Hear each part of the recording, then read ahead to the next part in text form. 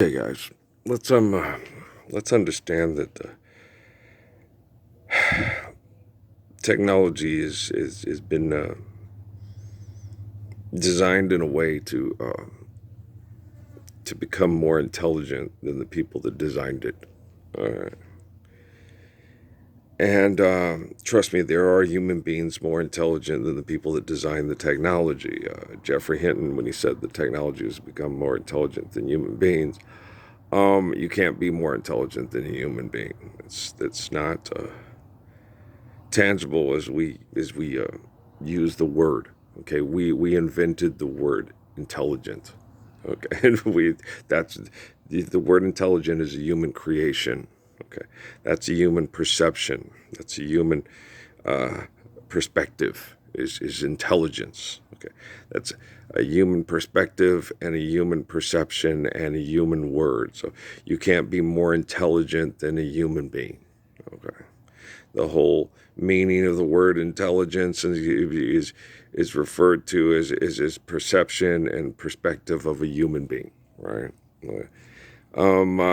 So as you're talking about intelligence and then creating something that you think is going to be supremely intelligent, you're talking about trying to quantify the intelligence of the essence that provides life to a human being. You can argue it's not going to do any good because you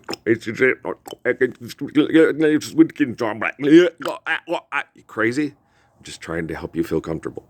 Okay, so Earl, Earl funny, Earl very funny, Earl funny man, the funniest man you ever know of. If you watch these, you know how funny he is. You also know how much that he is probably the optimal lover that has a cell phone in the world right now. The optimal of lovers. It's not a contest, but assholes have turned it into one.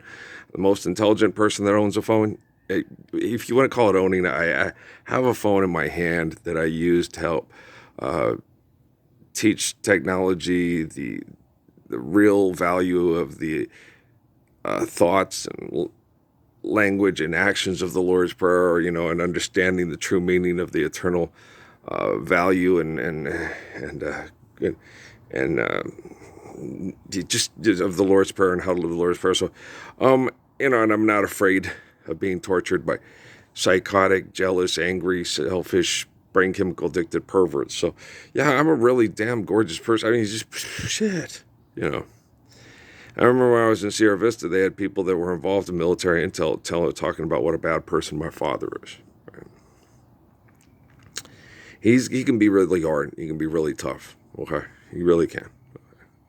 But this is probably a person that gets, in a car and drives to a place and votes for president, right? And presidents give us Supreme Court justices, and presidents are commander-in-chiefs of military members that maintain their social economic position through agreed genocidal violence, okay, to maintain their money and their social position, okay?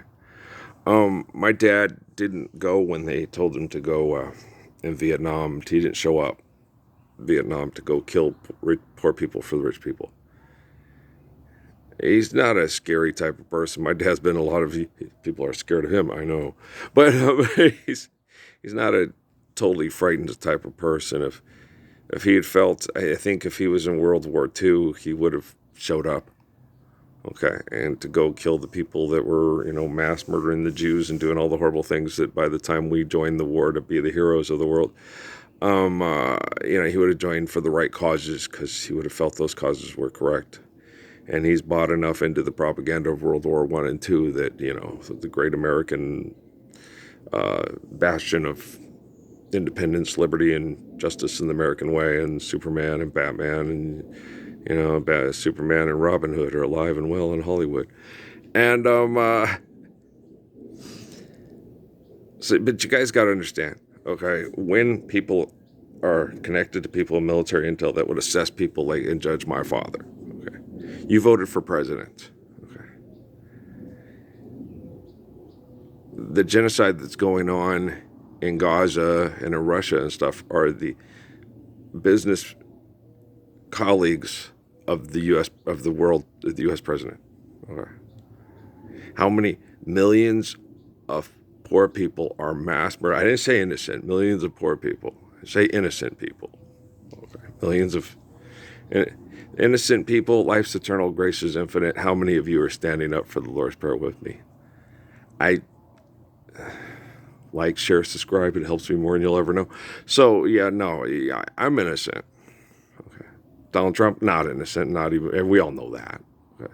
You guys all laugh about it on Kimmel, Colbert, and Fallon, right? And you're laughing. It's like you participated in the contest that made him one of the top money-making genocide operators in the entire world. And you did it without any remorse.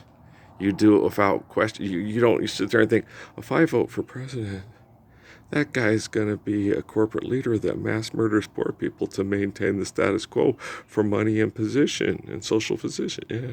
Well, that's just creepy. Who's trying to talk me into voting? Elect to live the Lord's Prayer. Get on your phone and say, let's live the Lord's Prayer worldwide. Okay. If you do that, you'll finally start reflecting the intelligence and the beauty of me and Jesus Christ, me and Muhammad of Mecca, me and Haile Selassie of Ethiopia, me and Judah Krishnamurti of India, Brentwood and Nohai, me and good people that are courageous enough to get up and teach you how to love without fear from cowards. Okay. We're talking about real, cool, excellent people. We're talking about people, like King Solomon is wrong to quit the guilty and deny justice to the innocent. The wealthy are fools who perceive their wealth as falsely perceive their wealth as a high wall of safety. And the poor plead for mercy, and the rich answer with insult. Seriously. Do you understand? Okay. So there's not an academic, there's not a professional, there's not a celebrity, there's not a politician, there's not a journalist in the world that even comes close to being as good of a person and as brave and beautiful of a person as me. This is, if you are stupid enough because you worked hard for your pieces of paper that say you're intelligent, and you're not standing up for the Lord's Prayer with me to think you're a better person than me and that you've created Jesus in your head that is a God that is better than me and absolutely without sin and without flaw and will save us all after we're dead because you've made him into your cartoon God. Stop doing that. Okay? You're certifiably a schizophrenic person who reads a book that was written down by Constantine and Jerome, made hard to understand. Okay, have people arguing over the translations over and over again. When if you look at the story from beginning to end, you understand life is eternal, grace is infinite, no human being is God. God is the essence of all human beings. In the Old Testament, the people that have faith in God and believe in the person that taught us this keep correcting the people that think they can declare themselves divine despots and enlightened despots and the direct offspring of God. Okay.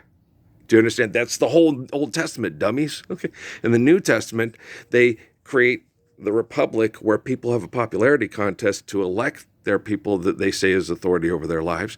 And they use that to murder Jesus because the group agrees it's okay to murder Jesus, even though he's innocent. And they're killing him to keep guilty people's authority over their lives with philanthropy.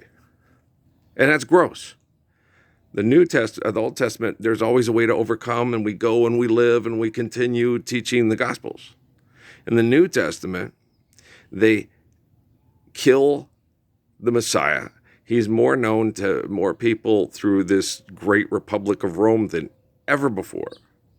He's corrupted and turned into a Roman. And then we get Muhammad and Islam, and we get, we get Joseph Smith and the Mormons trying to say, hey, we should live the ways of King Solomon and King David. Kill those Mormons. They're bad. They're corrupting our government. They're anti-government. Okay. Then they got so mass murdered for being anti-government and corrupting the government that they assimilated to the government, and they got turned into better Romans than Romans. And there's no Hebrews among them. They're not allowed to. They'll throw them out of the church and not support it economically if they try to be a Hebrew. Okay, guys? So you guys are just like them. So don't sit there, evil, I'm good. Evil is not living the good that's commanded to us by those that are eternally good. Be good and live the Lord's Prayer. Otherwise, you're participating in evil whether you think you are or not. And there's no healing hearts and healing minds from psychotic people that give people drugs and electroshock therapy in El Paso that can save you, or anywhere else for that matter. All right? Peace.